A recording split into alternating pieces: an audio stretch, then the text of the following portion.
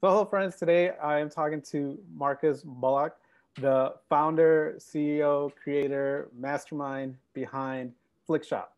Uh, Marcus's story is one of the few stories that are told on the millionstories.com series Ramen Profitable. So, right now we have Marcus in front of us. Marcus, for those that haven't seen your episode yet on Ramen Profitable, can you give us like a quick description of what Flikshop is and how it came about? Absolutely. Thank you so much for having me here. I'm super excited to be able to have this conversation. So, yeah, we built the technology that helps keep families connected to their incarcerated loved ones. Our users have the ability to be able to take a picture, add some quick text, press send, and for 99 cents, we print that picture and text on a real tangible postcard and we ship it to any person in any prison anywhere in the country with the hopes to be able to leverage scalable technology to reduce recidivism. Mhm. And just for those that don't know what recidivism is, can you explain that for us, please? Absolutely. So, there are 2.3 million people here locked, that are incarcerated throughout the United States. And while 600,000 of them come home every single year, 76% of them return back to jail or prison within the first 3 years of their release. Now, the majority of those folks are coming back to jail or prison as a result of technical violations. And we try to figure out ways to be able to leverage the advocacy work inside of what it is that we do at Flikshop to be able to help overturn some of the legislation that puts these men and women back in these cells. But what we want to be able to do is figure out a way to be able to leverage scalable technology to keep people that are coming home from prison out of prison and home with their family members. Nice, nice. I've been looking at the website and seeing what you're offering with Flikshop. And before Flikshop, you had, I guess, like your own version of it with your mom while you were in prison. Is that correct? Like she was sending you letters, and then this is what kept you going. Is that correct? Yeah, I'm so passionate about this business. I mean, we've connected over 170,000 families with our technology thus far, right? I mean, and that's phenomenal for what that means for our community and how we're helping to help keep our communities connected and while also helping them keep safe as well. But I'm so passionate about it because of my own personal experience of going to prison as a 15-year-old kid for carjacking a man in a shopping mall parking lot. My best friend and I, who was 16 at the time, while I was 15, and I was a sophomore in high school, we pulled a gun out on the man, demanded that he get out of his car while he was sleeping. We hopped in his car while he stood in that parking lot and sped off and left him standing there. And the very next day, my best friend and I, we were arrested and then sentenced to 8 years in adult maximum security prisons. So I spent all of my earlier, my teenage years, my early 20s, all growing up inside of some of the state of Virginia's worst prison systems. And my mom, she saw this and wanted to figure out a way to ensure that I saw life after prison. She saw me beginning to collapse and kind of sort of cripple during that sentence, trying to keep, my head in the game. And her way of helping me to cope was to write me a letter or send me a photo every day for the maximum part of my sentence. And when I came home from prison 8 years later, I had a relationship with my mother that didn't mimic the majority of people there because there's no social media or texting or easy emailing or any of those technologies. And so we wanted to figure out a way to be able to connect families the same way that I stayed connected to my mom while I served time in prison. You mentioned 170,000 as people that you've been helping so far. Um, excuse me. So as a teacher, I know like I impact the lives of my students, and then once they graduate, hopefully I'll stay in their mind as they get older. By you connecting all these families, I mean, how does that feel? Like that legacy, I guess, that you're creating, or even just that emotional connection between them being where they're at and then getting those letters from their families. I mean, it's phenomenal.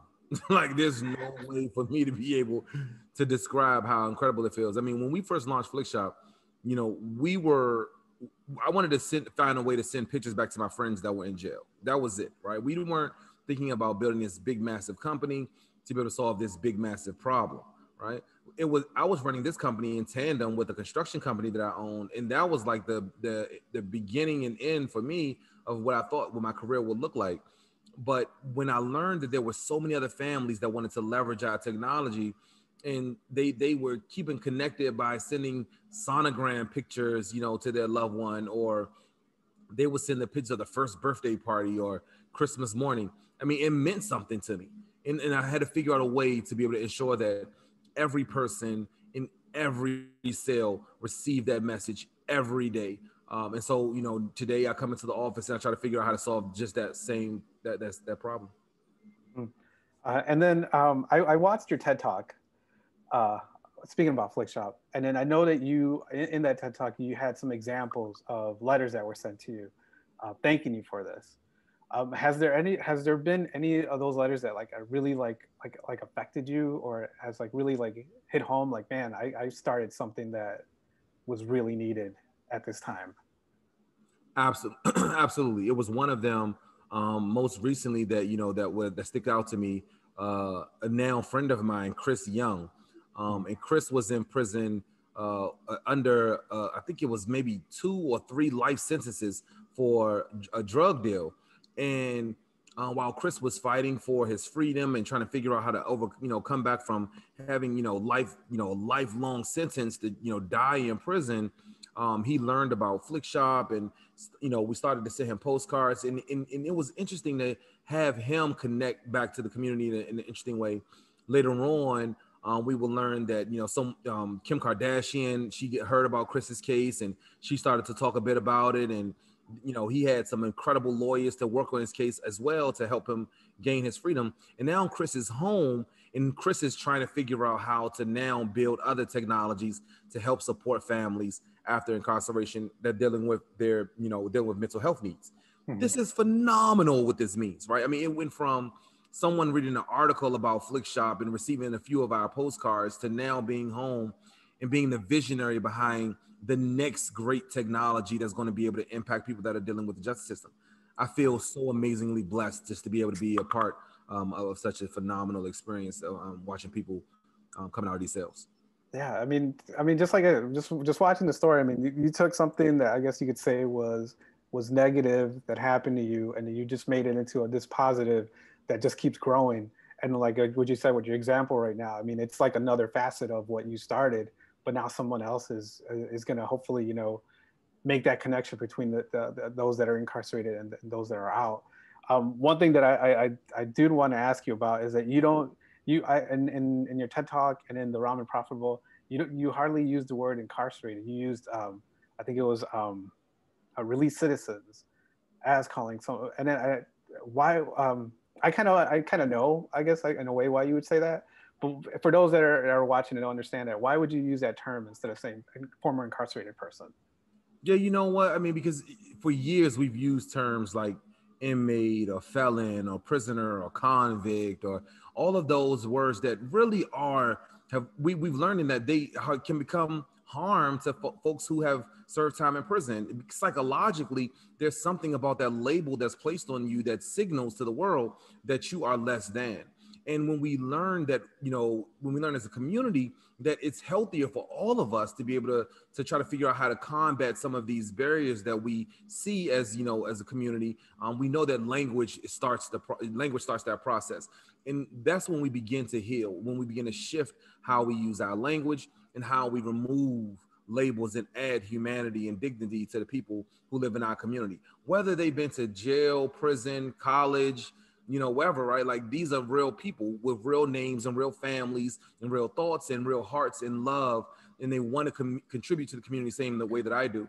And so if we figure out a way to, as the entire community, relinquish the need to feel like we can have to put these labels on posts that are coming out of these cells, then we'll begin to knock down some of the other walls or the other barriers, like second chance hiring and figuring out how to be able to get people right back to work when they come home and help them contribute to their home or their communities instead of going out to go commit crimes. We'll begin to figure out how to contribute to families by allowing people to be able to join homeowners associations and basketball team coaching programs. And we'll be able to restore this level of humanity that will create equity around the country, knowing that 70 million people around the country walk around with the F on their chest that stands for felony. 70 million people, right? I mean, that's a significant amount of the U.S. population that are walking around with a felony conviction that's attached to their name. What if we began to see all of them as human beings? And how many of the future Marcuses are hiding in those cells, hiding in the shadows, that want to come home and want to win? And I believe it starts with our language.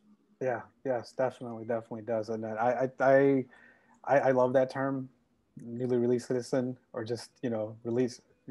I think it's great, and I hope that more people start using that or seeing them exactly like you said as humans. I mean, yeah, they might have done something wrong in the past, but that's back then, and now they're trying to restart their lives. And what you're doing with Flikshop, I think, is just amazing. It's a great way to let them know that people still care about them. You also have, there's that is it moment of empathy on your site, and that's for businesses or anyone to send out anonymous letters to inmates. How did that come about too? You know, what's interesting, when we first launched Flikshop, we were very intentional about wanting to connect people back to their family members.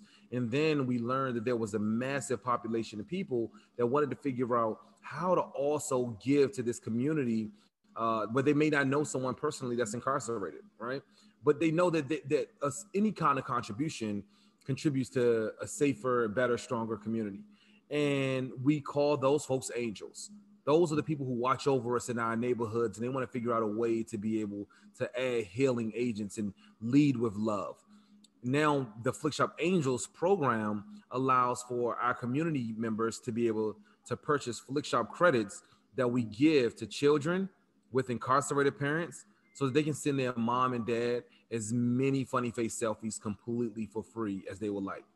I'm so grateful for our Flikshop Angels, because a $10 investment in one of our children, which who the invisible victims, can go a very long way.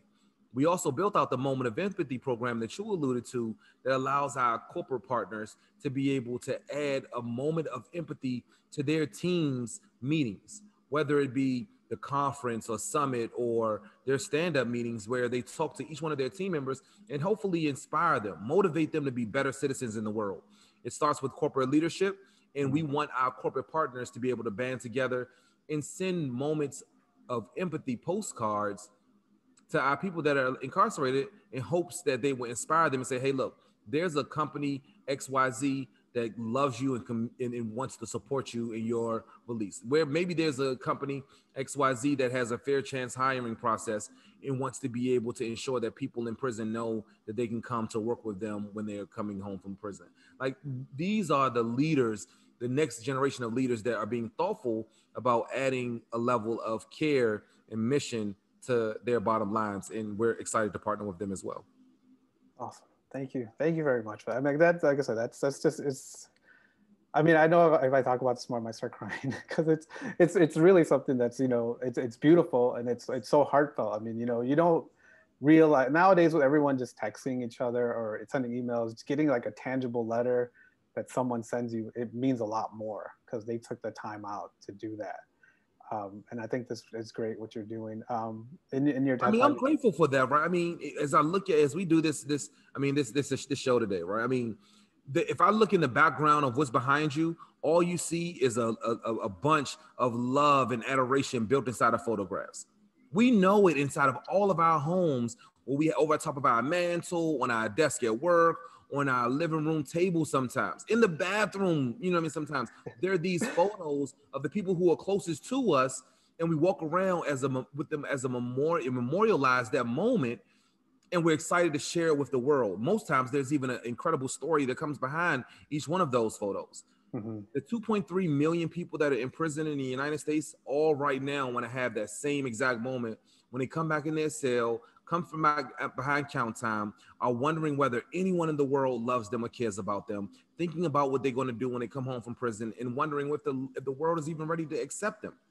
These little micro doses of love that are attached to their footlockers or attached to their walls, the same way that our family portraits are attached to our walls at our homes, are the things that keep them going. And we're grateful to be able to be the leading technology to help make that happen. Yeah, I love that. Micro doses of love. That's perfect. Um, in your talk, you mentioned your son.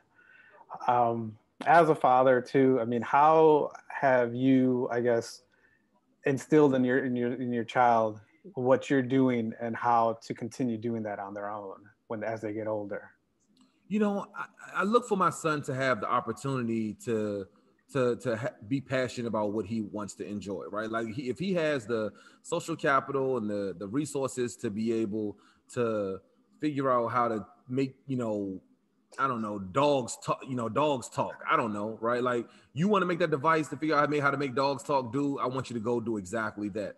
And I'm praying that what I'm instilling in him is the fearlessness that will allow for the next level of entrepreneurs, whether it's him, my son, or my daughter, or my cousins, or nieces, or nephews, to all look to see me as the mirror of what can happen if they are fearless enough and confident in their abilities that God has given them. There's no way in the world that I would allow for God to give me this gift inside of me and me not give everything inside of me in order to be able to get it out and hope that I can help add impact to all of my communities that surround me.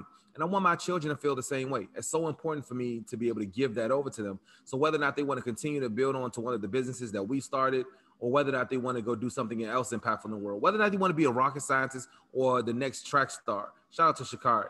Like these are folks that, who I look up to, and I'm like, yo, I hope my children aspire to be like me, one of them. I don't know, right? Do what you want to do and love it. Yes, perfect. Yeah, let them grow, and then hopefully they'll find something that sticks, and that hopefully impacts the world. Um, Marcus, I would like to talk to you all day because there's a lot more I'd like to ask.